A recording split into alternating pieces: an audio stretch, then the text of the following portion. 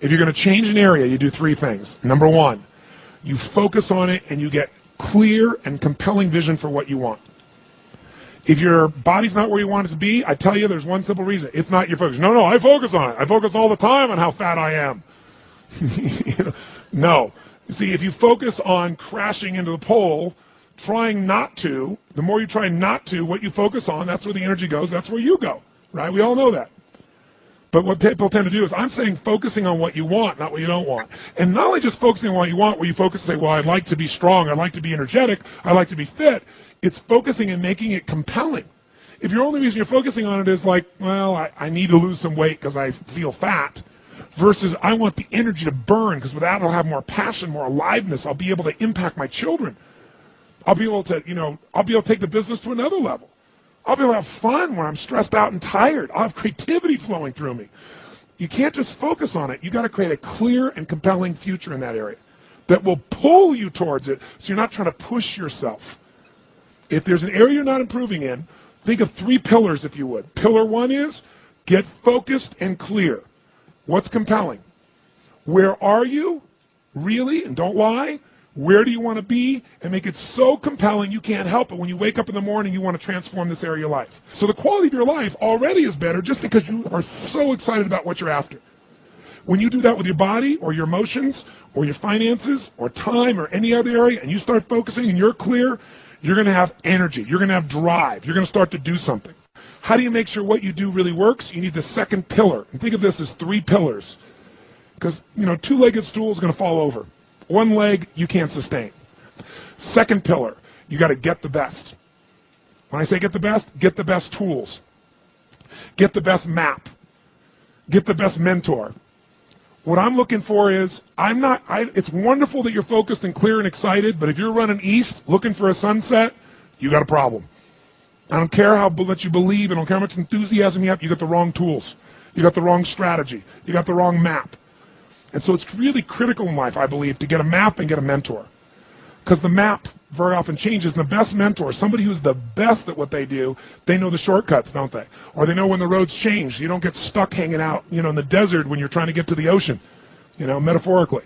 So I've always focused on not just finding somebody good, but who's the best at it, who's got the best tools. Think of that first pillar as a target. You're crystal clear on the target. And now you got the toolbox, man. You got the best tools, not rinky-dink tools, the very best. And the way to get the best, by the way, that I've done it is model someone who's already successful. All the tools I come up with, some I've obviously created, but the foundation came by standing on the shoulders of other giants. I went out and found somebody that's already got the result. Why reinvent the wheel? Success leaves clues.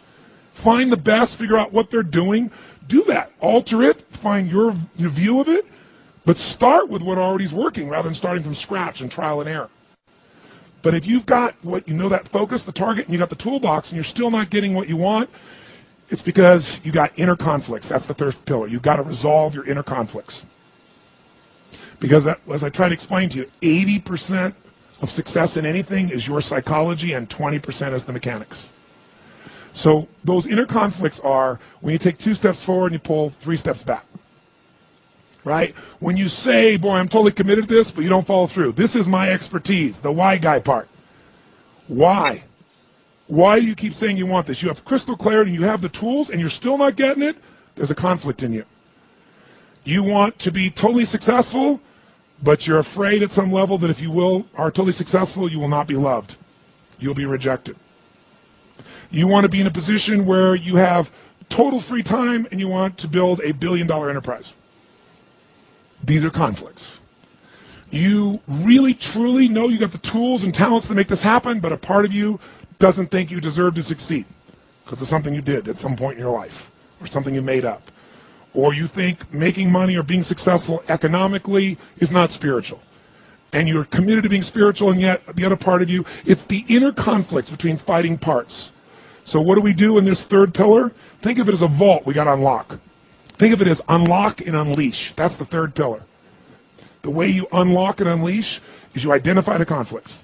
You get clear what they are. So you may have total clarity, even the tools, but how can you totally unleash and commit when you're being pulled in 2 different directions? You say, Tony, how do I solve that? There isn't one way. You've got to get clear about what's most important to you today. not what you think you should do based on an old blueprint, an old belief system, your parents, society, your friends. Otherwise, you'll succeed and not be fulfilled. So once you identify the conflicts, now what you got to do is align. Align your life with what you really value. Align your life with what is most important to you. And then once you are in a position where you're aligned, guess what you'll do? Take action. You won't have to work at it. When everything's in alignment, there's nothing pulling you away, boom, you go for it. But when you say, I want a relationship, but at the same time, simultaneously, I want to be in a position where, I never have to, I only get what I want every moment, or I never have to commit to anything, then obviously you're never going to get there. That inner conflict must be resolved. Once you align and you take action, guess what's going to happen?